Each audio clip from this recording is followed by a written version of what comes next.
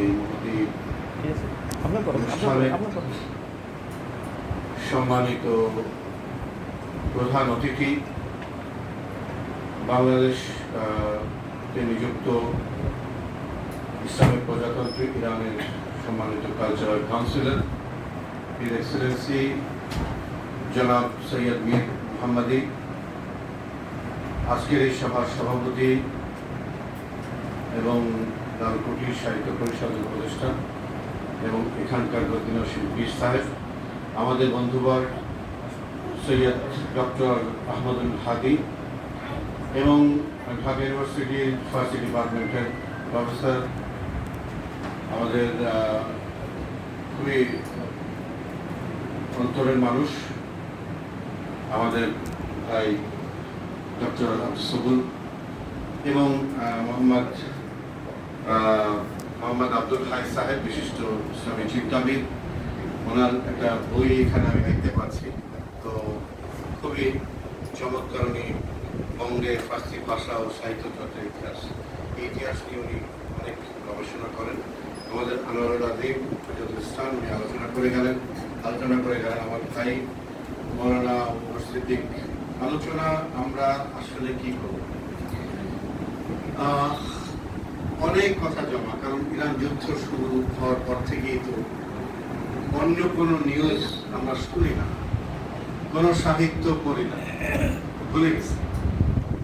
পত্র পত্রিকার অন্যান্য নিউজ কি হচ্ছে, বাংলাদেশ পলিটিক্স আমরা দেখিও না, কি হচ্ছে, বিএনপি কোথায়, আওয়ামী লীগ কি করছে, সংসদে জামাত। আমি জানি না আমার মতো আপনাদের অবস্থা হয়েছে না, ঠিক ঠিক। We forget all the news of yes. national and international. Yes. We just observing and following the news of Iran and the war of Iran, what is going on, what is happening. এইগুলো তো এর মধ্যে আমাদের যে হারাবার বিষয় সেটা হলো যে আমরা আজকে যে বিষয় আমাদের ভাই দিয়েছেন সেটা হলো রাহবার সৈয়দ আলী খামেনি রহমতুল্লাহ আলাইহির শাহাদাত, ইরানে হামলা, মুসলমানদের প্রতিরোধ সংগ্রাম ও সফলতা। আশা করি খুব সংক্ষিপ্ত আকারে আমার আলোচনা আমি শেষ করব। অনেক কথা বলার আছে, সব কথা বলা যাবে না, মানে সময় নাই। আর কিছু কথা আমাদের ভাইরা বলে গেছে, সেগুলো রিপিট আমি না করি। এখানে 28শে ফেব্রুয়ারি 2026 সালে প্রথম অ্যাটাকটা হয়। আমরা শুনছিলাম যে ইরান আক্রান্ত হয়েছে, রাহাবারের যে মূল মানে প্রাসাদ বা বাড়ি সেটা আক্রান্ত হয়েছে। একটা কনফিউশন মধ্যে ছিলাম যে উনি বেঁচে আছেন না শাহাদাত বরণ করেছেন। একদিন পরেই বা 2 দিন পরে এটা আমরা কনফার্ম হয়েছি যে আল্লাহ তাআলা ওনাকে কবুল করেছেন। কিভাবে কবুল করেছে আপনারা সবাই জানেন। এই কথাগুলো বলতে আরো ভালো লাগে, জানি তারপরে বলি। ওনাকে বারবার বলা হয়েছিল, গোয়েন্দা সংস্থা জানতেন যে এখানে কি অ্যাটাক হবে। There was a possibility to attack from Israel and Iran, America. Because তারা রেজিম চেঞ্জের কথা বারবার বলছিল যে রেজিম চেঞ্জ করতে হবে, রেজিম চেঞ্জ মানে কি? রাহবার আলী খামেনির নেতৃত্বে যে ইসলামী বিপ্লব, যে ইসলামী ইরান সারা পৃথিবীতে মাথা তুলে দাঁড়িয়ে আছে, সেই ইমাম খামেনির নেতৃত্বে যে সরকার, সেটাকে পরিবর্তন করতে হবে। কিভাবে? বাই ইলেকশন সম্ভব না, হয় নাই।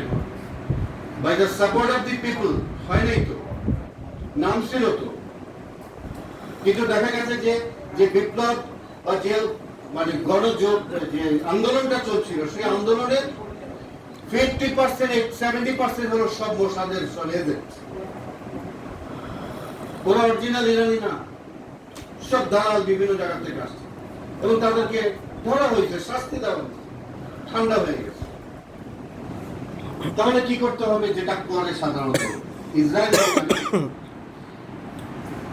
এই কুকুরের স্বভাব, বাঘ কিন্তু এরকম করে না। কুকুর যেখানে সেখানে কামড় দেয়, উইদাউট নোটিসে কামড় দেয়। আমার ইচ্ছা হলো ভেনেজুয়েলার তেল দরকার, আমি মুরগির মতো খপ করে ধরে নিয়ে আসবো। ইচ্ছা হলো আমার ইরাক দখল করতে হবে, এই তোমার কাছে পাউডার বোমা আছে আছে ইত্যাদি ইত্যাদি, তোমার আমি নিয়ে আসবো। সাদ্দাম হোসেনের সেই বাংকার থেকে বের করে দিল, এই করলো। ইচ্ছা হলো লিবিয়াতে গেলাম, সব দখল করে তেলটাকে আমার কবজায় করতে হলো। মনে করছিল যে লাইক দিস, এরকম কিছু একটা। ইরানের করি রেজিম চেঞ্জ, আলী খামেনি সহ কয়েকজনকে ইনফরমেশন ছিল। দুঃখজনক যে এটা আমরা অনেকদিন থেকেই বলছিলাম যে ইরানের গোয়েন্দা সংস্থা আমাদের কাছে প্রশ্নবিদ্ধ ছিল যে তারা আসলে কি করে।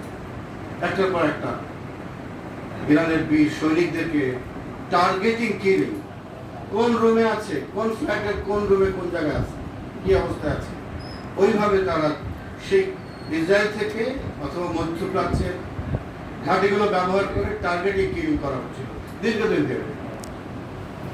অনেক ব্যক্তিত্ব ইন্তেকাল করেছে।